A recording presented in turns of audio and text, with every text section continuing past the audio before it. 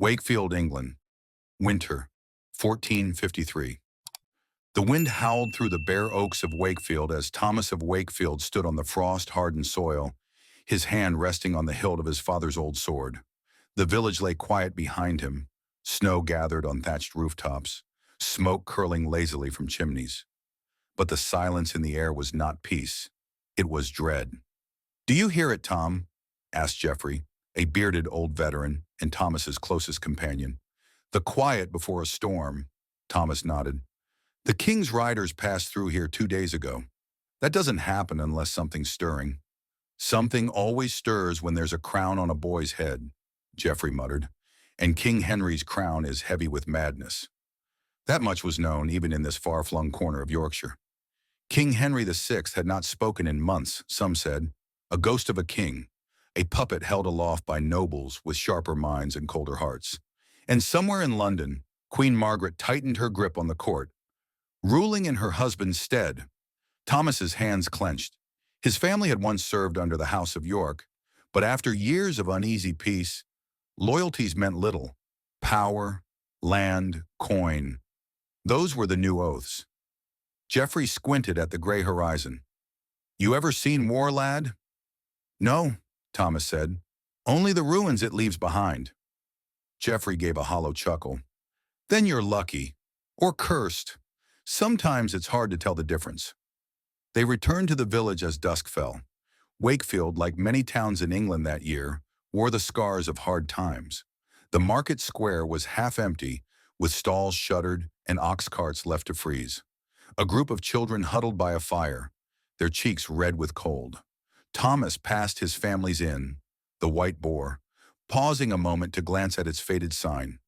His father had hung it 20 years ago when the House of York was strong, their emblem a proud white boar beneath a crown. Now it seemed a ghost, like so many dreams in this land. Inside, warmth and noise filled the space. A fire crackled in the hearth. Villagers sat hunched over mugs of ale, whispering rumors. "They say the Duke of York's raised banners again," one said. "Aye, marching south with 1,000 men." "Nonsense," another spat. "The Queen won't allow it. She's French. She knows how to crush rebels." Thomas took a seat near the fire, Geoffrey beside him. "Do they really believe York has a claim?" a younger man asked. Geoffrey grunted. "He's more royal than Henry through his mother's line. Besides, who else will stop the Queen from bleeding the country dry?" Thomas kept silent. He had read enough to know that royal blood ran in tangled rivers. What mattered now was steel, coin, and the loyalty of armies. That night, sleep came slowly. Outside, the wind moaned like wolves. Thomas lay awake, staring at the rafters, the words of Geoffrey echoing in his mind. "You ever seen war?" Number. But he would. Not long after midnight, the messenger arrived. He was half frozen, horse-lathered and panting, a herald of the House of York, bearing the livery of Richard, Duke of York. He wore no armor, only a battered tabard and the urgency of a man riding for his life. "The Duke calls all loyal men to arms," he announced in the square the next morning, voice hoarse. "The Queen marches from London with her army. York rides to meet her. All who would see England free of her grip, ride now." Geoffrey glanced at Thomas, eyes narrowed. "Well?" Thomas stood in silence, his heart a thunder in his chest. This was it, the moment. "I will ride," he said. The journey south was bleak. Snow fell as the group of volunteers, barely 24 strong, rode out of Wakefield with the dawn. Thomas led them, his father's sword at his side. Geoffrey rode beside him, muttering curses about cold bones and foolish wars. By the third day, they joined a larger host gathering near Sandal Castle, York's northern stronghold. Flags whipped in the wind, white roses on blue fields. Tents dotted the hills, fires glowing like stars in the winter dusk. Men trained with spears and bows, blacksmiths hammered at swords. Boys barely old enough to shave clutched shields too large for their hands. Thomas had never seen so many men at arms, nor had he ever felt so small. Inside the castle, he was brought before the Duke of York himself. Richard Plantagenet was tall, with sharp eyes and silver-streaked hair. He wore a simple cloak of blue and white, but his presence filled the hall. "So you are Thomas of Wakefield," the Duke said. Your father served my house with honor. Will you? Thomas knelt. To the death, my lord. The Duke smiled faintly. Let us hope it does not come to that. But these are dark days, and I need swords I can trust. The next week passed in a blur of drills, frost, and tension. Word came that Queen Margaret's army had reached the Midlands and was moving north. Men sharpened blades and whispered prayers. Thomas fought his first skirmish near Worksop. Bandits loyal to Lancaster ambushed their supply train. Geoffrey was wounded, but they drove them off. The sight of blood, warm, red, and real, stayed with Thomas long after. By Christmas, it was clear that battle was inevitable. The Duke made his stand at Wakefield. Thomas stood on the battlements of Sandal Castle, watching as the red banners of Lancaster gathered like bloodstains on the snow-covered hills. They outnumber us 2-1, Geoffrey said grimly. The Duke remained calm. Let them come. A lion is most dangerous when cornered. Thomas gripped his sword. War had come to Wakefield, and nothing would ever be the same again. Wakefield, December 30th, 1460. The snow fell heavier now, blanketing the ground like a shroud. From the battlements of Sandal Castle, Thomas could see the banners of Lancaster whipping in the wind. Crimson cloth against gray skies, marching ever closer. They had come, the Queen's army. The Duke of York stood motionless, his gaze fixed on the approaching storm. His son Edmund, the young Earl of Rutland, barely 17, stood beside him, nervously fingering the hilt of his gilded sword. Too young, Thomas thought, but war did not ask about age. Geoffrey spat onto the frozen stone beside him. We should stay within the walls. Let the bastards tire themselves beating against stone. But York would not cower. They say we are trapped, the Duke said calmly, as if speaking to the wind. I say we are lions, and lions do not hide. The order came at midday. The gates creaked open, and the white rose banners surged forward into the snowy fields. Thomas rode in the third line, Geoffrey beside him, clutching a mace.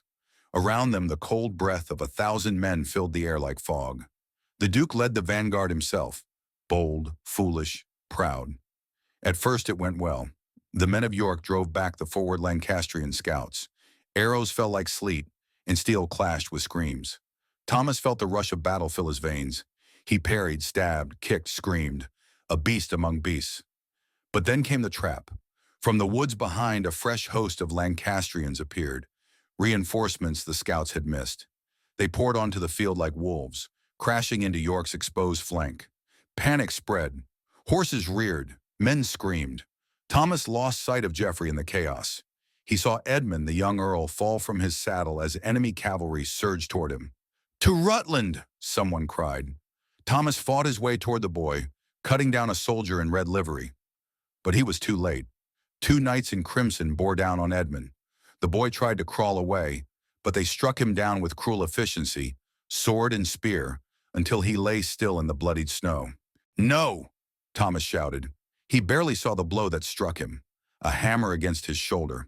He fell, rolled, gasping for breath, the sky a swirl of gray and white and red. When he awoke, the battle was over. Snow drifted over corpses. Thomas crawled to his knees, blood in his mouth, pain in his arm. The white rose banners were gone, scattered, broken. He limped through the carnage, past fallen comrades, until he found Geoffrey, slumped against a tree, face pale. You live, Geoffrey whispered, eyes flickering. Barely, Thomas replied, sinking beside him. Geoffrey coughed. York is dead. I saw them take his head. Thomas froze. Dead? They killed the Duke, took Rutland too. They're mounting their heads on spikes, on the gates of York. Thomas stared into the snow. So this was war. Not glory, not honor, only death. They fled that night, what few survivors remained. No one pursued them. The Lancastrians had their prize. By dawn, they were far from Wakefield, and Thomas looked back only once. The fields where he'd once hunted as a boy were now red with blood. The white rose had wilted.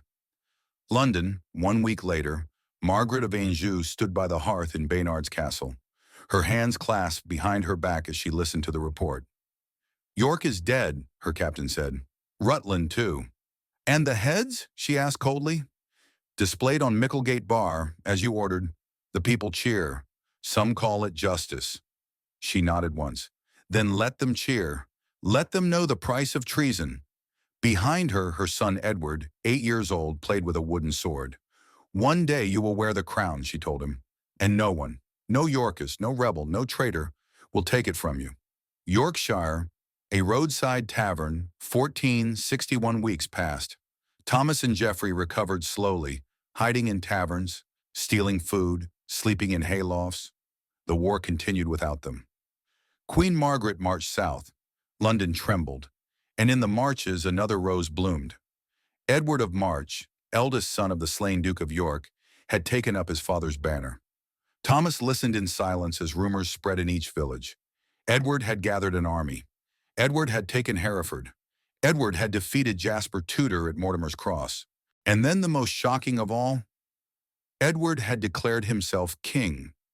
Geoffrey set down his mug with a thud. "Well, lad," he said, looking at Thomas, "looks like the war isn't over." Thomas didn't answer. He stepped outside into the snow, staring at the sky.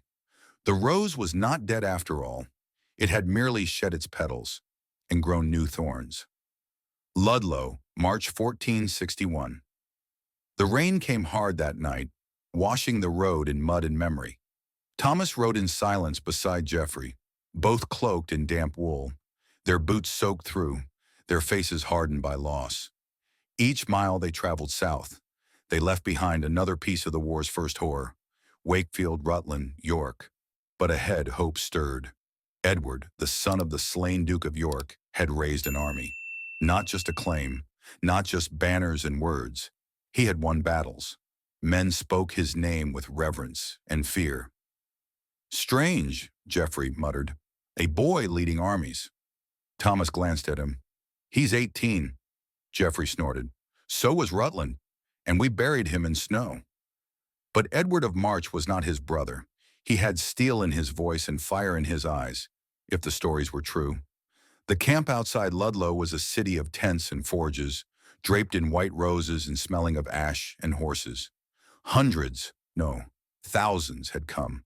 Nobles, commoners, knights, mercenaries, all drawn to a single cause, vengeance and victory. Thomas stared at the command tent at the center of it all. It was larger than any home he'd ever known, guarded by grim-faced knights in shining plate. "Are we doing this?" Geoffrey asked. Thomas took a breath. "We are." They approached the guards and gave their names. "Thomas of Wakefield, wow," the captain repeated. "He served the old Duke?" "Aye," Geoffrey added, "and he bled for him." The guard nodded once, then stepped aside. "Lord Edward is inside." Edward Plantagenet stood beside a table marked with maps and carved wooden soldiers. He was tall, taller than his father had been, and golden-haired like a storybook prince. But there was no softness in his gaze. He looked up as they entered, eyes narrowing. "You fought at Wakefield?" Thomas bowed. "Yes, my lord. My father died there." "I saw him fall." Edward studied him for a long moment. "Why do you come now?" Thomas met his gaze. "To finish what he began." Edward smiled, just barely. "Then you may yet serve." He turned to an older knight beside him, Lord Fauconberg. "Put him with the scouts. See what he's made of." Then, almost as an afterthought, "and keep him alive. I need men who know what loss tastes like." That night by the fires, Thomas sat with his fellow scouts, hard men from the Welsh borders, many with scars and missing fingers. He said little, only listened. Geoffrey sat beside him, sharpening his blade. "Different, isn't it?" he muttered. "What is?" "This lad, Edward. He's not like Henry, and not like his father either." Thomas nodded. "He doesn't just want the throne. He means to take it." The next morning the army moved. It was not just a march. It was thunder, steel and hooves, horns and drums.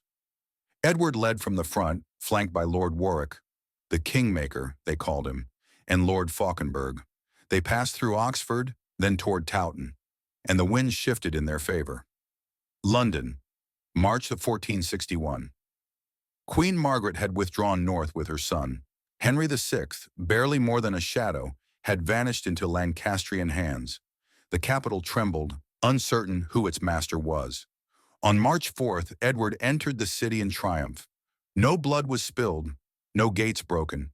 The people welcomed him with cheers and bells, throwing petals from windows, waving white roses like salvation. In the Great Hall of Westminster, he stood before nobles, clergy, and commons alike, and declared, "The House of York does not ask for the crown, it claims it, by right, by blood, and by God's will." There were no challengers. At age 18, Edward Plantagenet was declared King Edward IV of England. Thomas watched the coronation from the shadows of the cathedral, his wounds still sore, his heart heavy with what had been lost, but also filled with something new. Hope. Edward turned as the crown was placed on his brow, eyes sweeping the gathered masses. Just for a moment, their gazes met, and Thomas knew this was not the end of the war. It was the beginning.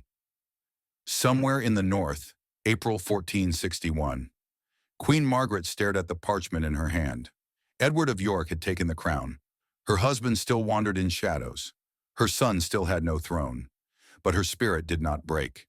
She turned to her generals. "Let him wear the crown. For now, we will raise the north. We will bleed him at Towton. And when the snows melt," she clenched her fist, "we will drown his roses in red."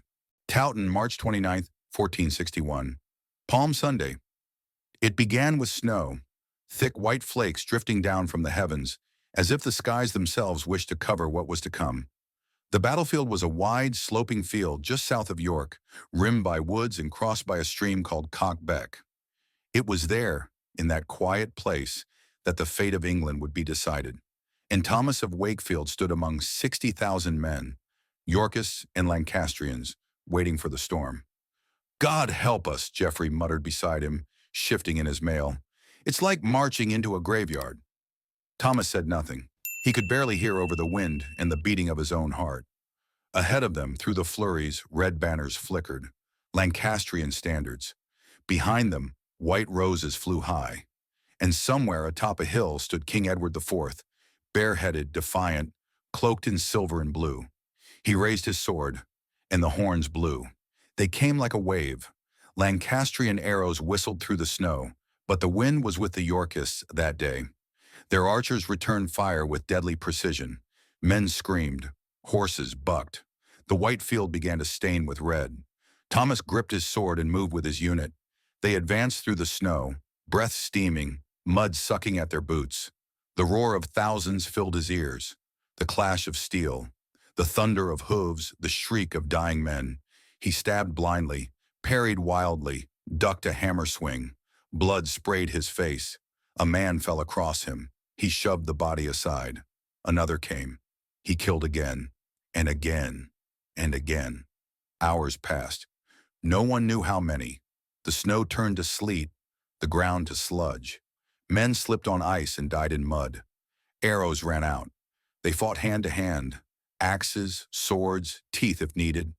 Thomas lost Geoffrey in the chaos. He looked once, just once. But then someone came at him with a spear, and he had no time for anything but survival. The stream behind the Lancastrian lines overflowed with blood and bodies. Some tried to flee across it, only to be cut down mid-stride. Others drowned under the weight of corpses. It was slaughter, not a battle. Somewhere, a trumpet sounded. Lancastrians broke. Their lines collapsed, turned to panic. Yorkist cavalry surged forward, cutting them down as they ran. The snow could not hide them. The cold could not save them. Thomas collapsed near a fallen tree, his sword arm numb, his hands slick with blood. His or others, he no longer knew. And in that moment, among the groans and prayers of dying men, he realized he was still alive. Towton dusk. The snow had stopped. Thomas wandered the field with hundreds of others, searching for survivors, for friends, for anything human in the wreckage of carnage. He found Geoffrey at last, wounded but breathing, lying beside 3 dead men. "You again," Geoffrey groaned, "always turning up when the nightmare ends." Thomas grinned, half mad with exhaustion. "You're too ugly to die." Geoffrey chuckled weakly. "Tell that to the Lord of Death." He tried. They sat in silence as the sun set over the bloodied field. More than 20,000 men had died, and Edward was king indeed. York, April 1461. The heads of Lancaster lords were placed on pikes. The city swore fealty to Edward. The north was quiet, at least for now. But Margaret and the boy prince had escaped to Scotland. Henry was still out there, hidden by loyalists. And Thomas? He stood in the cathedral at Edward's side, honored as a knight of the realm, Sir Thomas of Wakefield, not for birth, not for title, but for survival. When Edward placed a sword to his shoulder, Thomas met the king's gaze. "You have seen Towton," Edward said quietly. "You understand what peace will cost." Thomas nodded. "And you will fight again, if I command it?" Thomas looked past the altar, where sunlight streamed through stained glass, light through blood. "Yes, your grace," he said, and he meant it. Far north, spring 1461. Queen Margaret rode through the wilds of Scotland with her son beside her. The boy said nothing, just clutched his sword tightly. "You will have your throne," she promised him. "Edward cannot keep it, not forever. We will raise the French, the Scots, the devout, and when we return," her eyes burned like coals, "England will bleed." London, summer 1461. The bells of St. Paul rang out across the capital as King Edward IV returned in triumph. The white rose flew from every window. The streets were thick with flowers and cheers. But inside the walls of Westminster, the war was not over. It had only changed shape. Now the battle was one of alliances, marriages, and secrets. And at the center of it all stood Richard Neville, the Earl of Warwick. Thomas of Wakefield stood to one side of the throne room, now wearing the fine cloak and sword of a knight. He had seen the chaos of Wakefield, the slaughter of Towton, and now he saw something more dangerous still. Peace. Peace could be a liar. Warwick moved through the court like a man born to rule. He was tall, handsome, charismatic, more popular than Edward himself. Nobles clung to him. Clergy courted his favor. Even the foreign envoys bowed lower to the kingmaker than to the king. "He acts like the crown was forged in his own smithy," Geoffrey muttered one evening. Thomas didn't answer, because in a way it had been. Autumn 1461, Warwick's Hall, Middleham Castle. "France or Burgundy," Warwick said, tapping his fingers on the map. "We must align with one, and France offers the better bride." King Edward leaned back in his chair, handsome and golden, but young and stubborn. "I will not be told whom to marry." Warwick raised an eyebrow. "Your Grace, marriage is not for love. It is for strength. I will not marry a French girl I've never met. Then the crown will slip through your fingers." Edward stood. "I am king by right and by might, not by your courtesy, Warwick." A silence settled. Thomas, standing in the corner as part of Edward's new guard, watched the two men lock eyes, and something cracked between them. A month later, the entire court reeled. King Edward had secretly married Elizabeth Woodville, a Lancastrian widow of no great house, no foreign ties, only beauty and ambition. A love match, not a political one. It was a scandal. Warwick was furious. "She's the daughter of a mere knight," he roared to his allies. "He insults France, insults me. He throws away strategy for lust." Worse still, the Woodville family, Elizabeth's ambitious father and brothers, began to rise in court. Titles, lands, marriages, power, and Warwick, he began to plot. Thomas, winter 1462. Thomas watched with growing unease as factions formed. He still served Edward, but he no longer trusted the whispers that circled the halls. Even Geoffrey, now a grizzled captain of the guard, felt it. "Do you feel it?" Geoffrey asked one evening in the armory. "Like something coiled beneath our feet?" Thomas nodded. "They call it peace, but it smells like fire waiting for wind." In the spring, Warwick left court abruptly. He rode north with soldiers at his back and silence in his wake. Rumors followed, that he was meeting with Lancastrian lords, that he was writing to Margaret of Anjou, that he no longer served the crown but something else entirely. Thomas tried to dismiss it, but the court grew colder. Nobles whispered in corners. The king drank more, and Elizabeth's Woodville brothers began hunting for enemies behind every door. The realm had won its war, but now it faced something worse. Civil peace poisoned by ambition. Northern border, secret meeting. Summer 1462. Warwick stood across a campfire from an unlikely figure. Margaret of Anjou. Her face was sharp with fury, but her eyes cold with calculation. "You would betray the man you made king?" she asked. "I made him," Warwick replied, "and now he spits on me." Margaret sipped from a goblet of wine. "And what do you want, Lord Warwick?" He answered without hesitation. "Power." She smiled thinly. "We may yet find purpose together."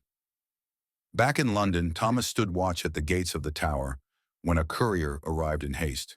He read the message once, then again, before bringing it straight to the king. Edward read the letter in silence. Then he looked up and said, "Warwick is gone. Calais, autumn 1469. The sea wind tore at the banners as Richard Neville, Earl of Warwick, stepped ashore. He had once ruled Calais in the name of the king. Now he returned in defiance of him. At his side walked a boy not his own, but dearer than a son. George, Duke of Clarence, brother of King Edward IV. Warwick had failed to bend Edward, so now he would replace him. London, weeks earlier. The court was restless. Whispers of rebellion blew through the corridors like a coming storm. Edward, now more confident, but also more isolated, sat at the center of a court that no longer obeyed with love, only fear or gain. Thomas watched the Woodvilles grow bold. Elizabeth's father, Lord Rivers, insulted old nobles. Her brothers gained titles earned not by blood, but marriage. Geoffrey growled, "We're building a house on sand." Thomas didn't reply. He couldn't. The oaths he had taken bound him, but in his heart, something cracked. Then came the news. Warwick had landed in Kent, with Clarence at his side. Edgecote Moor, July 1469. The rebellion was swift and brutal. Edward marched out to meet them, confident as always, but blind to the knives behind him. Nobles defected, troops deserted. The Yorkist army, exhausted and betrayed, fell at Edgecote. Lord Rivers was captured and executed. Warwick moved fast. He captured Edward IV himself, not on the battlefield, but in a hunting lodge near Olney. One moment a king, the next a prisoner. Thomas stood in the courtyard of Warwick Castle as the king was led through the gates in chains. Edward's eyes found his. They were not angry. They were disappointed. Thomas dropped his gaze. Weeks passed. Warwick ruled England in all but name. He called councils, ordered executions, even began negotiations with Margaret of Anjou, offering to restore her husband, Henry VI, to the throne he had lost at Towton. "Better a mad king on a leash," Warwick said coldly, "than a proud one who bites." But England would not bend. The lords remembered Towton. They remembered the chaos of Henry's rule. They would not love Warwick as king, even behind the throne. Without the crown, his grip slipped, and in the north, Edward escaped. Doncaster, spring 1470. Thomas met Edward in the dead of night. The king was thinner, harder, colder. He wore no crown now, only chainmail and purpose. "You returned," Edward said. Thomas knelt. "I never left, your grace." Edward smiled slightly. "Then stand. There is work to do." Warwick fled. With Clarence in tow, he crossed the sea to France. His great gamble failed. But in France, he did the unthinkable. He bowed to Margaret of Anjou. He begged forgiveness. And in return, she gave him her trust and the hand of her son for Warwick's daughter. An alliance of former enemies united in revenge. Together, they would sail for England again. London, late 1470. Warwick returned in triumph. The people, sick of taxes and division, welcomed him back. Henry VI was freed from the Tower, crowned once more in a mockery of glory. He barely spoke, barely saw, but he was king again, if only in name.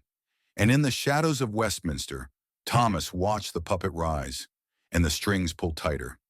The exiled King Edward fled to Burgundy, but he would return. Thomas knew it. He felt it like thunder beyond the horizon. Winter 1470, Calais Margaret stepped onto the deck of a French ship with her son beside her. Prince Edward, now 17. She stared toward the English coast. "I lost England once," she said. "I will not lose it again." Burgundy, January the 1471. Snow fell thick over the port of Flushing. The wind was cruel, the sea crueler still. But Edward of York stood tall at the bow of the ship, cloak whipping like a banner, eyes fixed on the black waters ahead. Behind him stood Sir Thomas of Wakefield, cloaked in armor, sword at his side. "You mean to take back your crown with a handful of men?" Thomas asked. Edward grinned. "I took it once. I'll take it again." England, March 1471. The invasion was madness. Edward landed at Ravenspur in Yorkshire with barely 2,000 men. No army, no allies, no gold. But he had his name, and the name of York still stirred hearts. Villagers came first, then knights, then lords who had once sworn to Warwick but now felt the ground shift beneath their feet. One by one, the north turned. By the time Edward reached Coventry, his army had swelled, and ahead of him waited Warwick, the man who had made him king, the man who now called him a traitor. London, April 1471. The city gates opened, not to Henry VI, the pale shadow on the throne, but to Edward. The people cheered, the lords bent the knee, and Henry, meek, broken Henry, was placed once more into the Tower. Peace was shattered. Again. Barnet, April Fjortonda, Fjortontusen, Firahundra, Shutioet. Battle before dawn, mist rolled across the moor. Edward's army faced Warwick's in the dark, just outside the town of Barnet. The fog was thick, voices muffled, shapes ghost-like.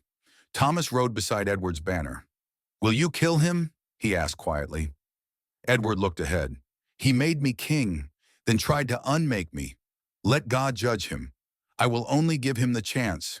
Trumpets sounded, steel rang, and the fog turned red. The battle was chaos. Confused by the mist, Warwick's men fired on their own allies. The line collapsed. Yorkist knights drove through the center. Warwick dismounted, fought like a lion. But it was not enough. An axe struck him down as he tried to rally the rout. The kingmaker lay dead in the mud. The world he had shaped crumbled around him. Thomas found the body himself. He had known Warwick once, feasted at his table, guarded his halls. Now he knelt beside him, one gloved hand brushing the nobleman's brow. "I wonder," he whispered, "if you ever wished you had stayed behind the throne." But the war was not done. Margaret of Anjou landed the same day, on the southern coast, with her son, Prince Edward of Lancaster, and an army of French soldiers. Warwick was dead, but she still had fire and revenge. Edward moved fast. He rode with his army southward, meeting Thomas at the head of 1,000 loyal men. Geoffrey rode too, wounded from Barnet but defiant. "She brings her boy to claim your crown," Geoffrey said. Edward nodded. "Then we end this, now forever." Tewkesbury, May 4th, 1471. The final battle, beneath a hot spring sun, the armies of Lancaster and York met on the fields outside Tewkesbury Abbey. Edward led the charge. Thomas fought beside him. And on the other side, young Prince Edward, son of Henry VI and Margaret, raised his sword with all the fury of his mother's cause. The battle was short, brutal. The Yorkists crushed the Lancastrian lines. Prince Edward was captured and executed. Some said Edward IV ordered it personally. Others whispered that it was done before the king could decide. Either way, the last hope of Lancaster died that day. Margaret of Anjou was captured, brought to London in chains. Henry VI, alone in the Tower, died soon after. Quietly, they said. Murdered, others whispered. And with his death, the House of Lancaster was broken. That night, Thomas stood atop the walls of Westminster and looked across the city bathed in firelight and blood. "The war is over," Geoffrey said behind him. Thomas didn't speak, because he wasn't sure it was true. Peace was only ever a pause, and the roses would bloom red and white again. Far away. In a quiet chamber in Burgundy, a woman held a child, no more than a boy. She whispered, "You are of York and Lancaster both. One day England will be yours." And the boy blinked. His name? Henry Tudor. England, summer 1471. The bells of London tolled not for morning, but for triumph. Edward IV had restored the crown to the House of York. Henry VI was dead, his son too, the Queen imprisoned, the red rose had withered, peace had returned. But it was a peace born of graves. Thomas of Wakefield stood at the foot of the steps to St. Paul's Cathedral, sword in hand, armor shining in the sun. He had served through 2 kings, 5 battles and countless betrayals, and yet the weight on his shoulders had never felt heavier. He looked to the top of the steps, where Edward IV, tall and golden, held a crown in his hands, a crown won in blood. The cheers of the crowd echoed through the square, but Thomas heard only silence. Inside Westminster, some weeks later, the court was stronger than ever. The Woodvilles held power in every corner of the realm. Nobles pledged loyalty. Gold flowed again through England's coffers, but the seeds of discontent still stirred beneath the surface. Old Lancastrians lived in hiding. Displaced lords plotted in silence, and abroad a child grew. Brittany, 1472, Château de Sousigno. The wind howled outside, but within the thick stone walls, candles burned softly. Lady Margaret Beaufort knelt in prayer beside a narrow bed where her son slept. Her hands trembled, not with fear, but with purpose. The boy was no older than 15, slight in frame but sharp of eye. His name was Henry Tudor, son of Edmund Tudor and Lady Margaret, descended from John of Gaunt. The Lancastrian bloodline still flowed in him. He had no army, no gold, no allies, but he had a name, and to some that was enough. England, 1475. King Edward had grown larger, both in girth and in glory. His rule was strong. The wars had ceased. Trade flourished, and yet the court grew restless. Whispers returned, of prophecy, of the boy across the sea, of Tudor. Edward dismissed them with wine and laughter. A boy can't threaten a king, he said. But Thomas saw otherwise. He had seen how boys became swords. Geoffrey, older now with gray in his beard, met Thomas one evening in the Tower. "They say the lad's in France now," he muttered. "Too young," said Thomas. "Too far." "For now," Geoffrey said darkly. Brittany, 1476. Henry walked the halls of foreign courts with caution and poise. His mother had raised him in faith and fear, reminding him always, "Your destiny lies in England. Be ready." And he was.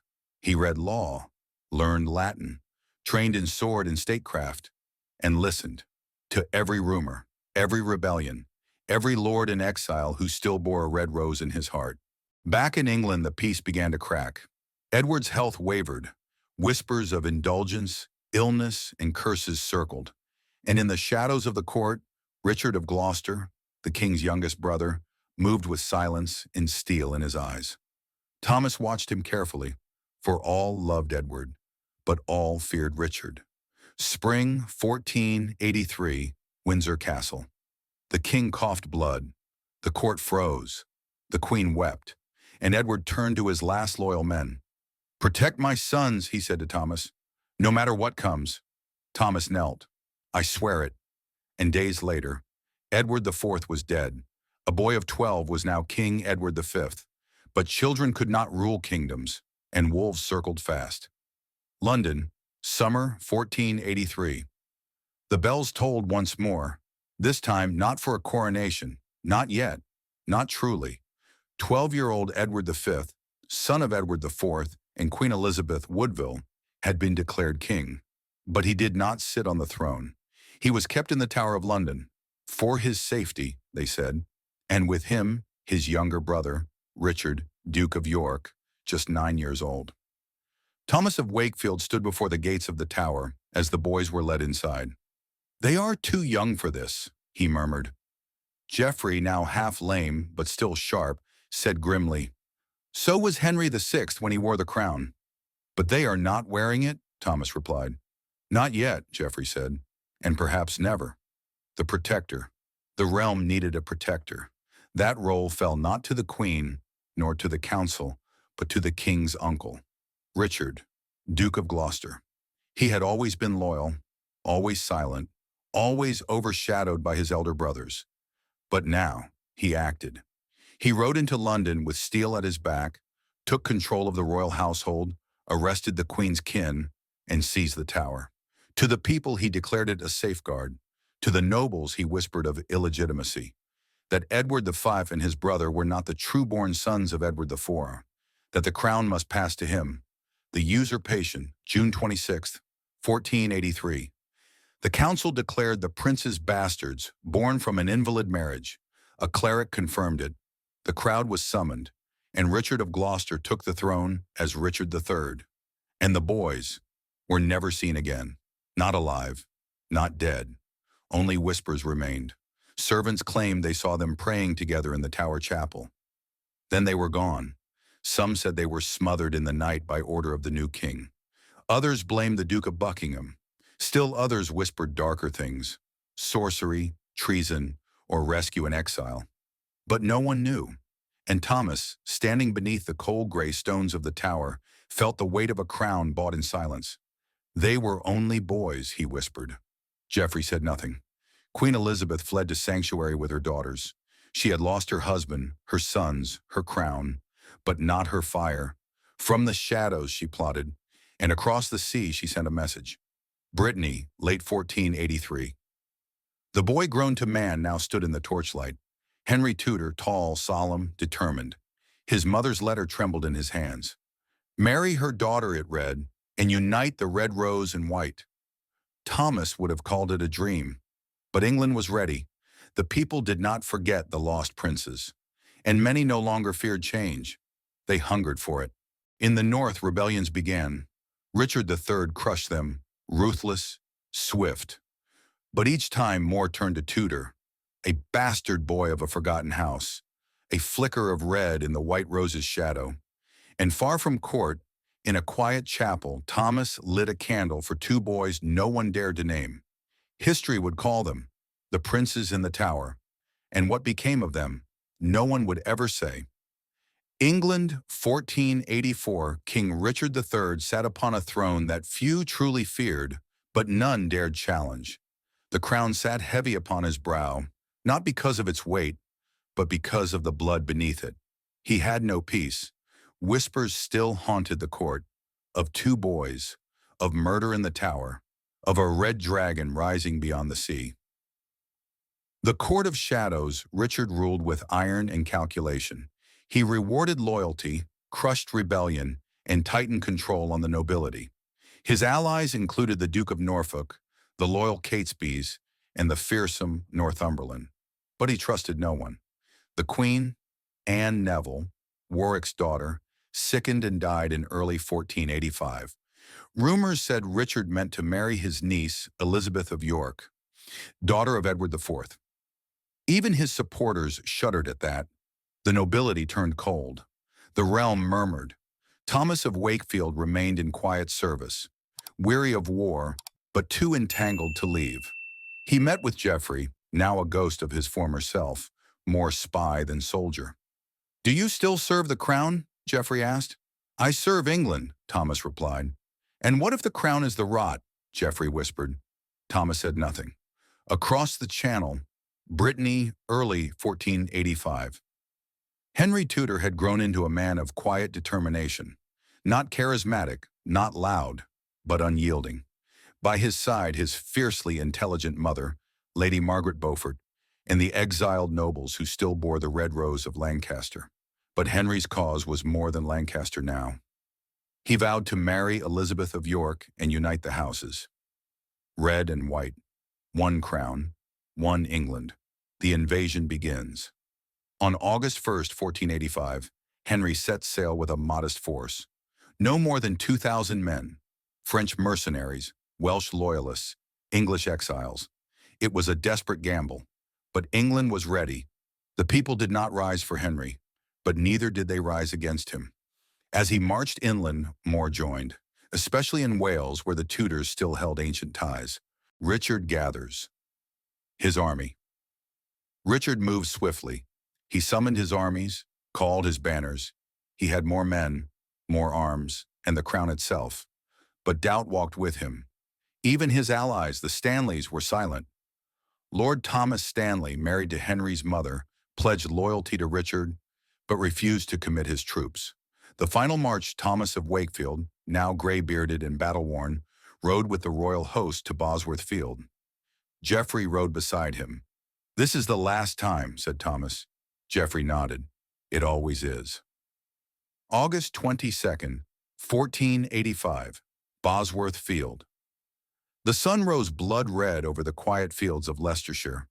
Richard's army outnumbered Henry's 2-1.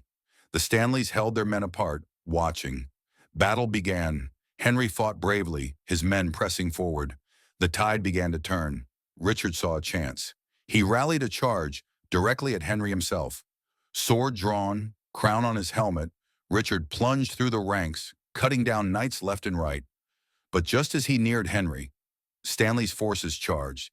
They turned on Richard. Surrounded, betrayed, the king fought like a lion.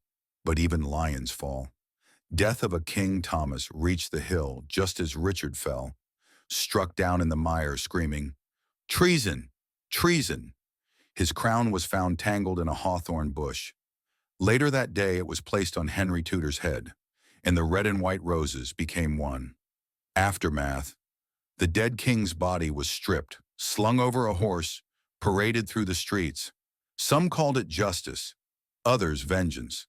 But all agreed, Richard III was the last Plantagenet king, the last of the White Rose. That night Thomas stood upon the battlefield, the twilight dimming the blood in the grass.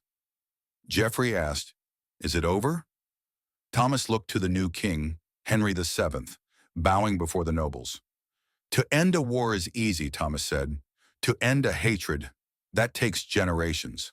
But the crown had passed. The War of the Roses was over, or so they believed. London, autumn 1485. The Red Rose had won, and yet the crown that now lay upon Henry VII's head felt as heavy as the wars that brought it there. He was king, yes, but not yet safe. The new court. The lords came slowly, warily. Some bent the knee out of exhaustion, not loyalty. Others, Woodvilles, Yorkists, former allies of Richard III, watched Henry with tight smiles and cold eyes. To secure his claim, Henry acted swiftly. He married Elizabeth of York, uniting Lancaster and York in name. The red rose and the white twisted into one, a new emblem, a new dynasty, but a fragile one. Thomas of Wakefield stood in Westminster Hall, now wearing the livery of the Tudors. Beside him, Geoffrey, older and more cynical than ever, whispered, "Peace is a crown of thorns too." Thomas nodded, "And thorns grow fastest from old graves." The Pretender. Even as Henry's banners rose over London, rumors brewed in the north and beyond the seas. A name returned to England on the lips of rebels. Richard, Duke of York. But wasn't he dead? One of the princes in the Tower? Buried, murdered, no body had ever been found. And now a boy claimed to be the younger son of Edward IV, escaped, hidden, and ready to reclaim the throne. He called himself Perkin Warbeck. Ireland, Flanders, and France Warbeck gathered support from disaffected Yorkists, foreign courts, and enemies of the Tudors. He was charismatic, well-spoken, and bore a haunting resemblance to the royal family. Was he truly Richard, or a tool of foreign kings? England debated, but one truth remained. The past refused to stay buried. Henry's response. King Henry did not panic.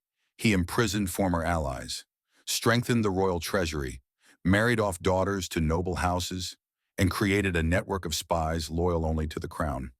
He called it the counsel learned in the law. Through taxes, fines, and threats, he strangled rebellion before it bloomed. Even Geoffrey, who once moved freely through courts and camps, felt the chill. "They've turned justice into iron," he said. Thomas replied, "Iron holds longer than parchment." The rising in 1497, Warbeck landed in Cornwall with rebel forces. He declared himself Richard IV and marched inland. Henry met him not with swords but strategy. The people did not rise, the nobles stayed silent. Warbeck was captured, the interrogation. Thomas stood as the young man, no more than 20, was brought before the king. He looked noble, proud, educated. Henry studied him. "Who are you?" he asked. "I am Richard of York," the boy said. Henry only smiled. "Not anymore." The end of the pretender. Warbeck was first imprisoned, then executed. His death was quiet, but the message roared through the realm. There would be no more kings of York, only Tudor. Years later, the throne stood strong, the rose red, but rooted in white. And Thomas, now old, stood beneath the stained glass windows of the chapel at Westminster Abbey, where kings slept and wars were forgotten. Geoffrey had long passed, but his words echoed still. You can end a war, but you cannot silence a ghost. But Henry had done what no one before him had. He ended the Wars of the Roses, not with fire, but with legacy, a child now played in the royal nursery. Arthur, the first Tudor prince, a symbol of unity, and far away across the years, two roses withered on an empty field, finally quietly together. England, 1501, Westminster Palace. The court was bathed in golden candlelight. Banners of red and white hung side by side, twisted into a single bloom. The Tudor rose, a symbol of peace hard won and fiercely guarded. Trumpets echoed through the halls. The Prince of Wales, Arthur, son of Henry VII and Elizabeth of York, was wed to Catherine of Aragon, Princess of Spain. Two great houses, two great kingdoms. And yet, old ghosts watched from the shadows. Thomas of Wakefield, now a man in his late 60s, stood in the back of the hall. He had seen 3 kings rise and 2 fall. He had fought at Towton, Tewkesbury, and Bosworth. He had buried friends, comrades, and enemies. But tonight he only watched. A boy, barely 15, took the hand of a foreign princess, and the court called it destiny. But Thomas knew better. History never ended. It simply waited. Queen Elizabeth, daughter of York, now Queen of England, watched her son with silent pride. But in her heart, there was always sorrow. Her brothers, the princes in the tower, had never been avenged, never been found. Even now she lit candles in secret, one red, one white, one for each of them. The last Yorkist's whispers still circled court and countryside. Dispossessed nobles spoke in taverns of Yorkist blood that still ran through certain veins. Some claimed Edward Plantagenet, Earl of Warwick, young, half-witted, and imprisoned in the Tower since a boy, was the true heir. Others feared Margaret Pole, his sister, quiet and devout but bearing the blood of Edward IV. Henry VII had long kept them under watch, but now with his son's marriage he moved quietly. One winter morning, Edward of Warwick was executed, accused of plotting with foreign enemies. The people murmured. Thomas, watching from the walls, felt the air grow colder. Even peace, he said to Geoffrey's memory, needs blood. Death in succession. In 1502, tragedy struck. Prince Arthur, the hope of the Tudor line, fell ill and died. He was just 16. The court plunged into mourning. Queen Elizabeth never recovered. The union of York and Lancaster weakened. Henry VII, shaken by grief, became colder, more controlling. He turned to his second son, Henry, a boy of 10, spirited and golden-haired. Thomas watched the boy with wary eyes. That one, he murmured, will wear the crown like a sword. The end of an era. Years passed. Thomas retired from service. He returned to his estate in Wakefield, where fields had once run red with war. He tended a quiet garden of roses, some red, some white, and one pale blossom bred from both. When messengers came in 1509 to announce the death of Henry VII and the rise of his son, now King Henry VIII, Thomas only nodded. And later that spring, beneath the budding trees of Yorkshire, he lay down among the roses and never rose again. Legacy history called the Wars of the Roses a struggle for power. But it was more than that. It was a war of families, of memory, of blood and betrayal. And though the crowns had merged and the roses entwined, the scars remained. In cathedrals, prayers were still whispered for Edward V and his brother. In books, chroniclers disagreed on who bore guilt. In bloodlines, York and Lancaster had not vanished. They had become Tudor. But not all ghosts sleep, and not all wars end. The crown is not a prize, it is a burden, and no rose blooms forever. Thomas of Wakefield, final letter to the Abbey of Fountains.